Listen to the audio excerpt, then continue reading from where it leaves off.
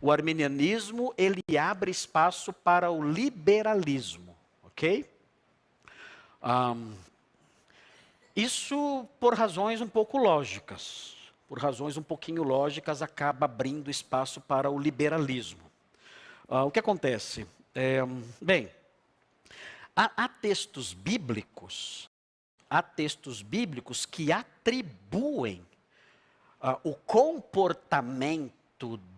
comportamento ruim de certas pessoas à ação de Deus. Por exemplo, Deus endureceu o coração de Faraó, é o famoso texto, né? Deus endureceu o coração de Faraó de modo que Faraó não permitiu que o povo partisse.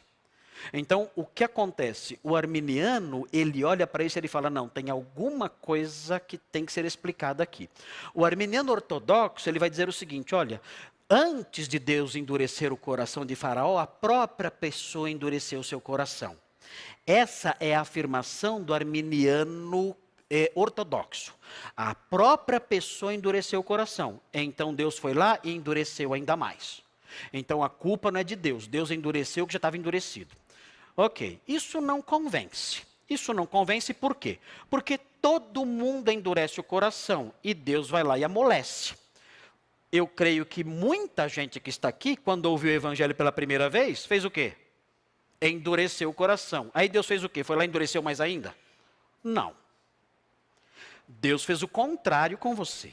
Ele viu que você endureceu o seu coração e permaneceu endurecendo até que chegou um momento em que ele foi lá e amoleceu. Porque ele não fez o mesmo com o Faraó. O apóstolo Paulo endureceu o seu coração durante muito tempo. Até que num dado momento, Deus foi lá e amoleceu o seu coração. Ele não fez o mesmo com Caifás. Caifás endureceu o seu coração e Deus não amoleceu o coração dele. Essa é a grande questão.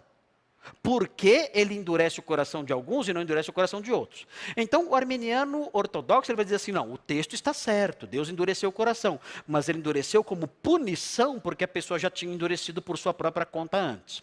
Essa explicação não satisfaz, porque na realidade, o que nós esperamos de um Deus gracioso é, se a pessoa endureceu o seu coração, então é mais um motivo para Deus ir lá e amolecer.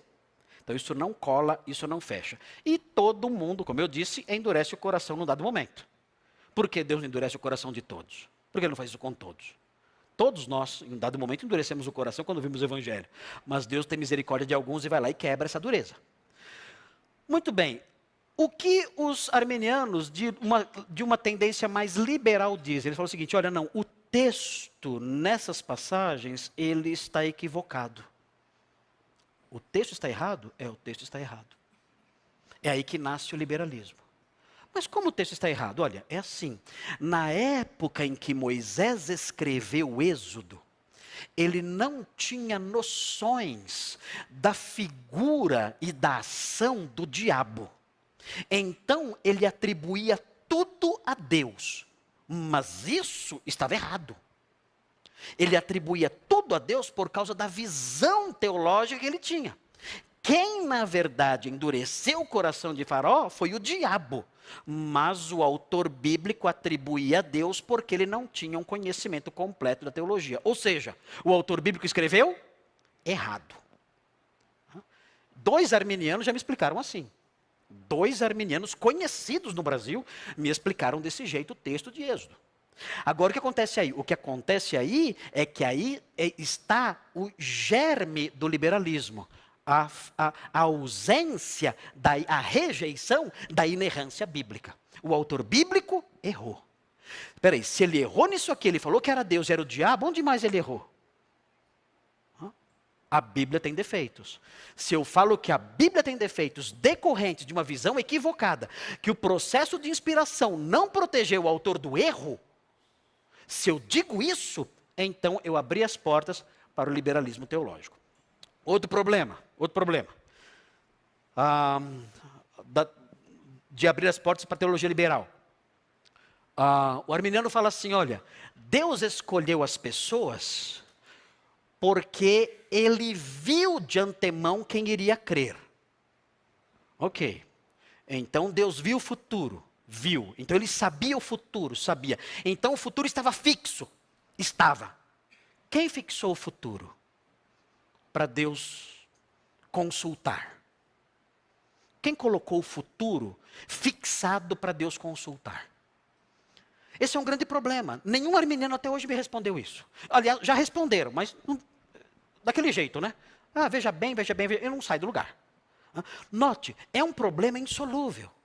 Se o futuro está fixado, quem o fixou? Foi o acaso? Então viramos hinduístas. Não foi o acaso, foi Deus?